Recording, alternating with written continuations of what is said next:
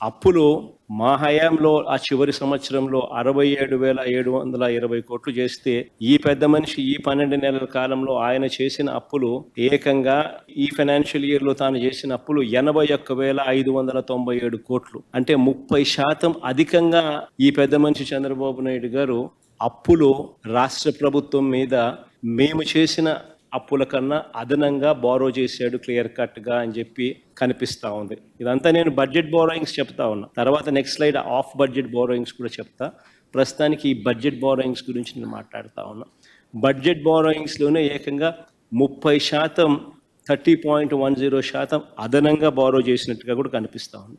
సిమిలర్గా చంద్రబాబు నాయుడు గారి హయాంలో ఈ 12 సంవత్సరాలలో క్యాపిటల్ ఎక్స్పెండిచర్ అంటే మూలధన వ్యయం ఒకసారి గమనిస్తే దాని ముందు సంవత్సరంలో వైఎస్ఆర్సీపీ గవర్నమెంట్ ఉన్నప్పుడు 23,330 కోట్లు మూలధన వ్యయం చేస్తే చంద్రబాబు నాయుడు గారి హయాంలో ఆ క్యాపిటల్ ఎక్స్పెండిచర్ కేవలం 19,177 కోట్లు. అంటే -17.80%, అంటే -17.80% చేశాడు. అంటే ఎక్కడికి పోతా ఉన్న ఈ డబ్బులు?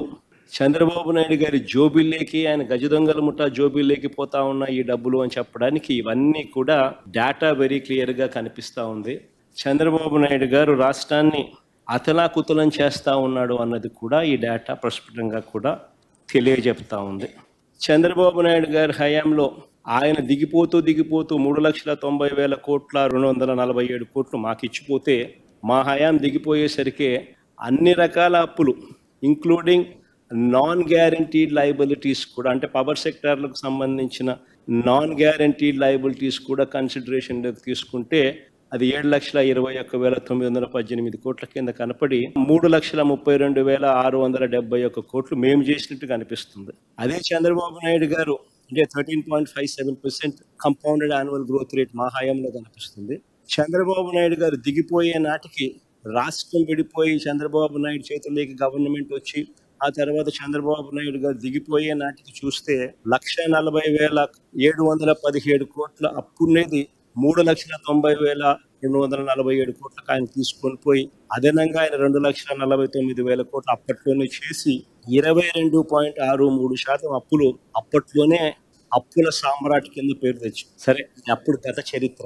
ఇప్పుడు ఎందుకు ఈ కాంటెక్స్ట్ చెప్తా ఉన్నానంటే ఇప్పుడు చరిత్ర చూద్దాం. 5 సంవత్సరాల కాలంలో వైఎస్ఆర్సీపీ ప్రభుత్వం మొత్తం కలిసి అప్పు 3,32,671 కోట్లు చేస్తే ఈ 12 నెలల కాలంలోనే చంద్రబాబు నాయుడు గారు అధికారంలోకి వచ్చిన ఈ 12 నెలల కాలంలోనే కిందన్న టేబుల్ చూడండి, 1,37,546 కోట్ల రూపాయలు అప్పులు చేశాడు ఈ పెద్ద మనిషి.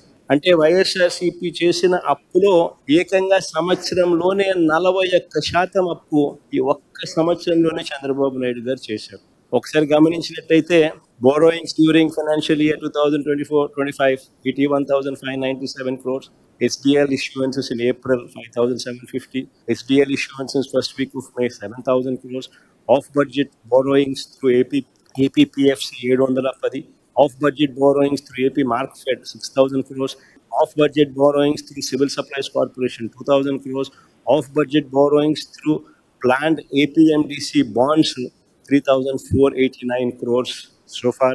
Borrowings secured for Amaravati. It's very important. Borrowings secured for Amaravati ఏకంగా 31,000 కోట్ల రూపాయలు. మొత్తంగా కలిపి 1,37,546 కోట్ల రూపాయలు ఈ పెద్ద మనిషి కేవలం ఈ 12 నెలల కాలంలో ఆయన తీసుకొచ్చిన అప్పులు. మేము 5 సంవత్సరాలలో చేసిన అప్పులో 41%, 41% ఈ ఒక్క సంవత్సరంలో ఇప్పటికే పెద్ద మనిషి చంద్రబాబు నాయుడు చేసేసాడు.